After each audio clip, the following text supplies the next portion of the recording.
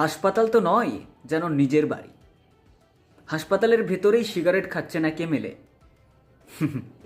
বিহার, হ্যাঁ, বিহারেই একমাত্র সম্ভব এসব।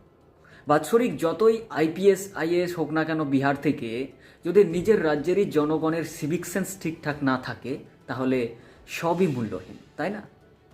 জেডিইউ এর এমএলএ অনন্ত সিং এখন বর্তমানে জনসুরাজ পার্টির সমর্থক দুলার চাঁদ যাদব হত্যাকাণ্ডে জেলে রয়েছেন।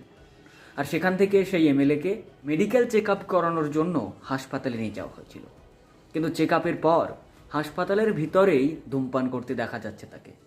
সত্যি, যে কোনো কৌশলে জনগণকে গাধা বানিয়ে টুপি পরিয়ে শুধুমাত্র একবার এমএলএ বা এমপি হয়ে যান, তারপর নিজের মতো রাজত্ব করুন, কেউ কিচ্ছু বলবে না। এটাই হচ্ছে আমাদের দেশের সিস্টেম ভাই, বুঝলেন?